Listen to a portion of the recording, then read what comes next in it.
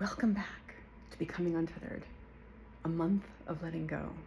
We are in the first week, obviously. It's September 6th, so still the first week, the end of it. And this week we're covering like just an intro, the nature of letting go. That's what this week is, the nature of letting go. So we've talked about why you would want to let go. We talked about what you're holding on to. So now, let's talk about how we hold on to things, because it's such an abstract concept, right? I mean, it really is. Like, how do I hold on to a memory? A memory isn't a physical thing. It's so ethereal. It's such an abstract, esoteric concept. And if it's that esoteric and like abstract, how can you possibly hope to figure out how to let go, how to let go of these things? It's a memory. I don't even know how I'm holding on to it. Why is it there? Well, why is it? We'll discuss that. How is it? Is what we're doing today. So, what happens when we hold on to something is an emotion comes in. Something triggers an emotion that we're uncomfortable with. We don't like it. It's uncomfortable and we don't want to feel it. So we tense up. You know, you tense in response to any kind of pain, including emotional pain. So I realize this because I pay very close attention to what's going on with my body and my emotions. But you'll tense the weirdest places. Like something will happen and you'll tense like your left eyebrow, your right cheek, your knee, your left knee, and like literally your right toe. And they all happen at once, and it's all in response to this, and it's all to protect yourself. But this tension is it's called suppression. It's how you're holding on to things. So the emotion comes up and you tense, you don't want to feel this emotion, so you don't allow it to pass through you. You keep it, you tense, and you don't want to feel it. So every time it comes up, you push it back down. Well, what does push it back down mean? It means you tense back up, right? And believe it or not, you never let go of this tension. Now this is deviating a little from what I remember being told in like listening or something. My own physical experience is that you hold on to something, it's a tension in the body, and eventually you start doing this so much that you don't even notice that you're adding to the tension. So it doesn't even register that that's what's happening. I mean, sometimes maybe you'll get a tension headache. I remember I had tension headaches all the time when I was a teenager, and then they stopped. Why? Because I had so much tension there that I didn't even notice it anymore. So these stack up, and these are what cause the knots in your back and your legs and the places that are like those hard places in your muscles. That's what this is. That's the physical manifestation of holding on to something. Holding on to a lot of, if it's a knot at that point, it's a lot of things. And it's so we hold on to emotions. A couple of things happen. As I said, the energy wants to be released. It doesn't want to stay there. It's energy. Its nature is to move, right? And whether or not you believe in auras and chakras and all that stuff, there's bioelectrical magnetic energy that's going on in your body, and you can't deny that. It is a scientific fact. And that energy is moving around, because you know what energy does? It doesn't stay in one place. It moves. So what you've done is you've taken this energy, and now it's like, this is a samskara. It's what's called a samskara. It starts circling, because a circle is the only way that something can stay in motion and stay in the same place, and you've trapped it. But it doesn't want to be there, so it keeps trying to release, and that's what you're experiencing when you have, out of nowhere, you remember something that happened 30 years ago, 30 years ago in high school. And you're like, oh God, yeah. But then it's that feeling that you didn't want to feel, the feeling that you pushed away, which is the feeling that you held on to, and you push it back down and it stays there. Because you're refusing to feel it. Which I get. I get it. It's uncomfortable. It's uncomfortable. It's so uncomfortable. And we'll talk more about that later. But, you know, and since sometimes, like I said in the last video, something will come up that reminds us of it. And now that thing is associated with this. And that's just more tension we're putting on top of it. Push it down. Don't want to feel it.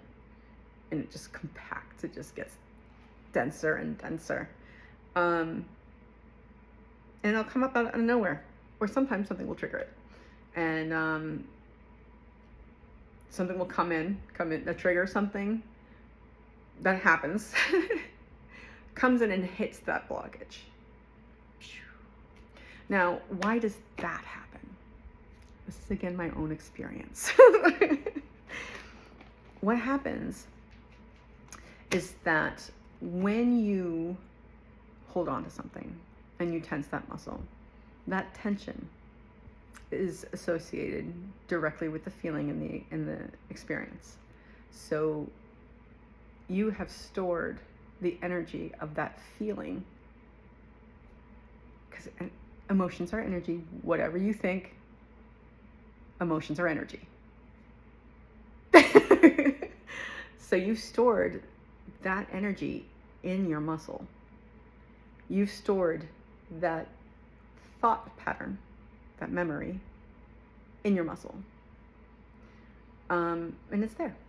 And sometimes something comes in and hits it, and it comes up. Boom! I don't want to feel that. I don't want to feel it. I don't want to feel it. And so we see in that sense that it's not just a physical restriction, it's an emotional blockage. I'm home alone right now, but someone could come in at any moment. So it becomes an emotional blockage. And emotions, like I said, energy. So you've got this physical and emotional blockage, which are restricting the flow of your energy. Again, think what you will, there is energy in your body and it is moving. And there are places in your nervous system where your nerves are concentrated, and that's a different story. That's a different story. We're not going there. So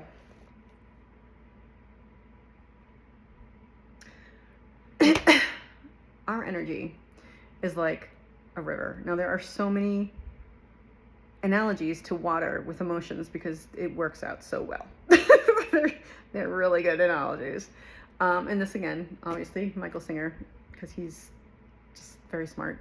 Your emotion is like a river, right? And when you hold on to something, it's like the rapids.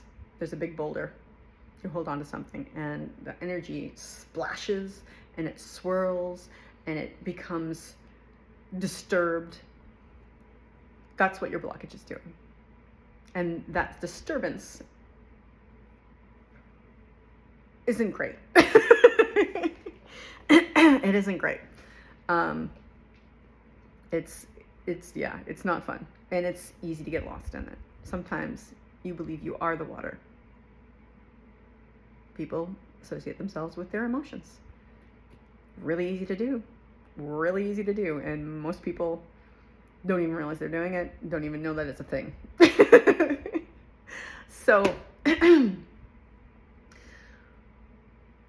when you're doing that and you get lost in that emotion, you're drowning.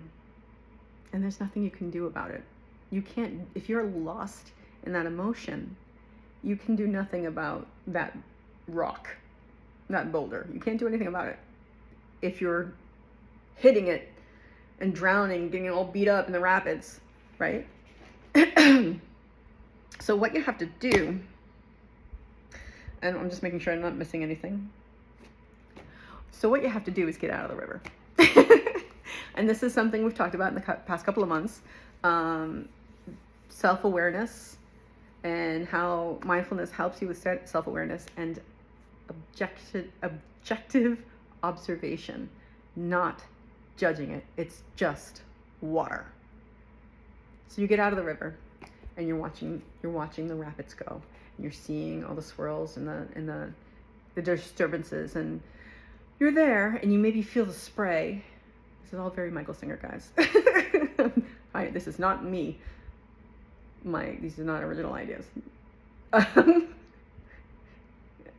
Okay, stop. Boo. You feel the spray, you get it touched a little bit, but if you can keep yourself out of the river, you start noticing these swirls, right? These swirls, these things, and you're like, oh, what's causing that? Because when you were in the water, all you knew is you were being thrown around and you were drowning. You didn't know that when you hit one, sure, you knew there was a rock there, but you didn't know it was a rock, So you're looking at all the places where all the disturbances are happening, and you're realizing there are rocks there. And then you think, what happens if I let go? If I take one of those rocks out, So let's just say you're a giant now, because I've been talking about boulders, but if this is a stream, we're talking about little rocks, same analogy. You reach in and you get the rock. You take hold of it and you're trying to figure out, how do I take this out? Then you realize your other hand's in there and it is holding on to the rock. You don't have to take it out. You just have to let it go. And the river will wash it away. It gives me goosebumps. And okay, hold it down, let it go. Yeah, that's what you're holding on to. That's how you're holding on to things, and that's what is happening